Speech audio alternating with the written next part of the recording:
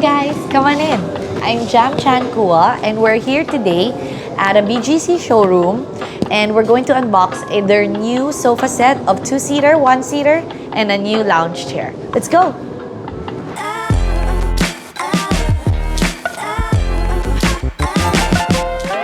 So today we're going to unbox this sofa set behind me. These are 2-seater sofa and a 1-seater sofa. And this one is a standalone lounge chair. And these are all gonna be in white. So actually I don't buy white furniture, to be honest, kasi it's so hard to maintain. Pero sobrang ganda. It's actually so nice to look at. It's so fresh and clean and aliwalas. Maaliwalas tingnan yung space. It looks a lot bigger and more minimalist. Very modern yung vibe. And right now, actually, the biggest trend is the boucle fabric on white. So I actually don't know anong fabric ito, but I'm excited to find out. So let's go.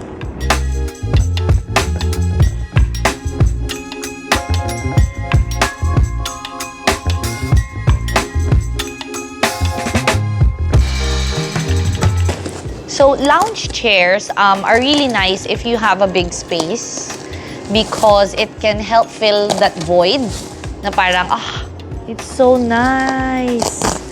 Okay.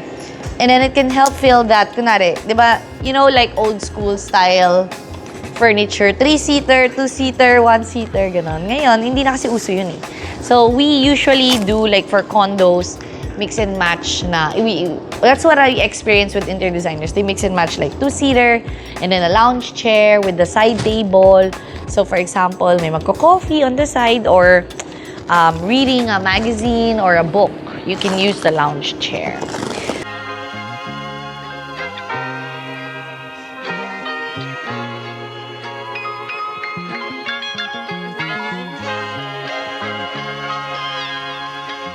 Okay, the best feeling in the world, removing the plastic. Ta-da! Okay. So it's a knotted design. I really like the design, but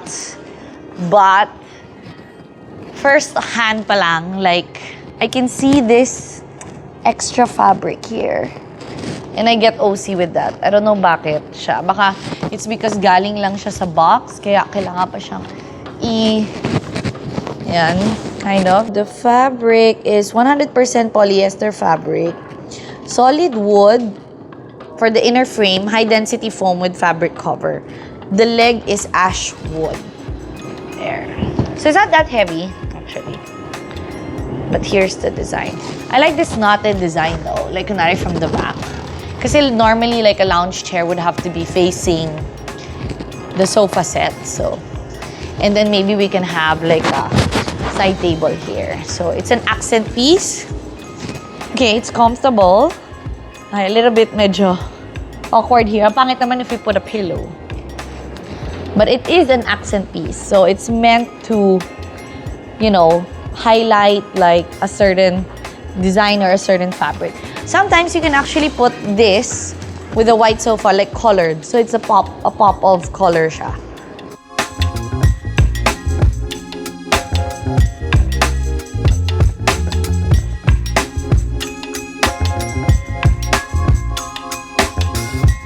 I really like the design. It's comfortable, you know, somebody can sit like this and then I can also sit properly. I can have a side table here with the drink. And it's a conversational piece. Like, you can discuss the knots, you can discuss the design. It's just really the fabric that I don't like. Design-wise, yes, approved. Functionality, yes. Quality, maybe that's where it kind of fails for me kasi I don't like the fabric. It wants to be like a boucle fabric pero hindi siya boucle, so.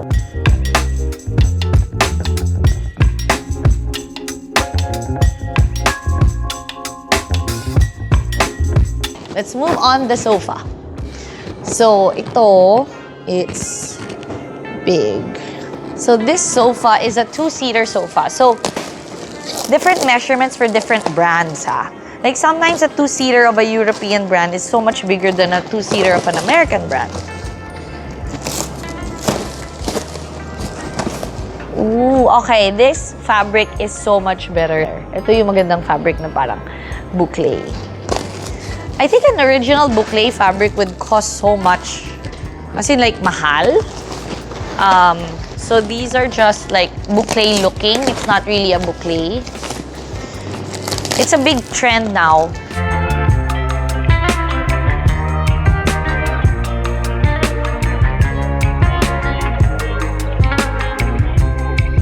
So there you go. It's not that heavy, so it's easy to deliver and assemble if you're like living in a condo. Ang liit lang niya. I mean, the design, so nice. So this fabric is so nice. This is so much better than that fabric. It still has that towel boucle kind of feeling, pero iba yung pattern eh. And even the color. It's white, pero it's like off-white. So, hindi naman super hirap to maintain. I really like the design and how sleek it looks. And actually, kahit two-seater siya. I think 3 people. 2 people comfortable, but 3 people would still fit.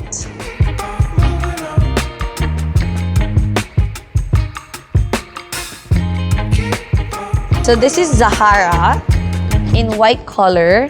Solid wood inner frame, high density foam, yes, with fabric cover and 2 throw pillows. What I like about the throw pillows is that one of it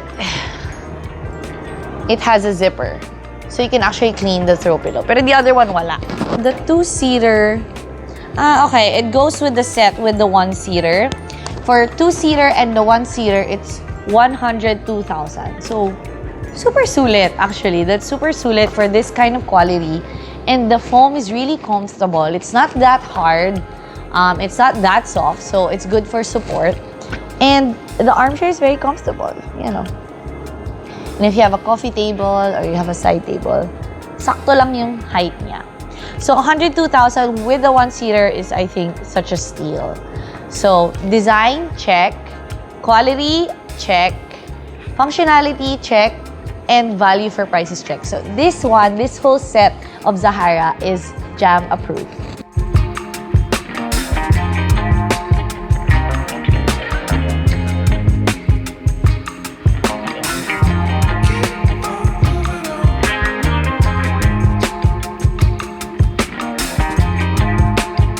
Base is the swivel component made of steel with powder coating.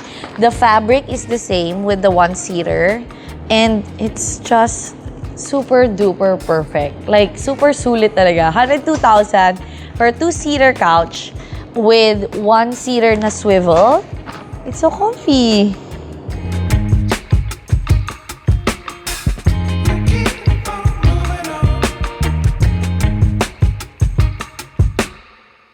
So I really, really like this sofa. Looking at it now, parang it's so Instagrammable.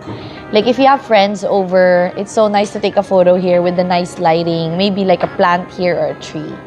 And then, you know what? Kanina I was saying, I don't want to buy white, or I don't ever want to buy anything white or beige. But this one, I would risk it. It's such a statement couch or piece. And even this one, it's so comfy. Kanina pa ako nakaupo here. I love the swivel. And this one also, I like this design. This, I like more than the knot. Pero the knot itself is also a nice design. But ito kasi parang, I don't know, ang comfy-comfy niya. Parang I feel like it's like layers of pillows. And that's actually how comfortable it is as well. So there you guys have it. What do you guys think of Zahara? The 2-seater with the 1-seater at 102,000 with a special fabric in beige color. It comes with 2 throw pillows and 1-seater na swivel.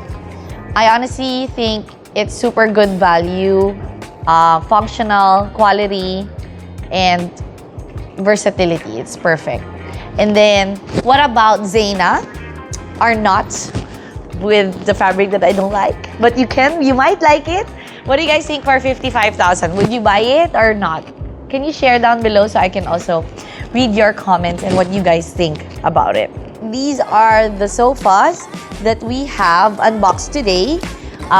Please comment down below if you like them or if you have any suggestions on what I should unbox next. Hope you guys like the video. Hope to see you soon.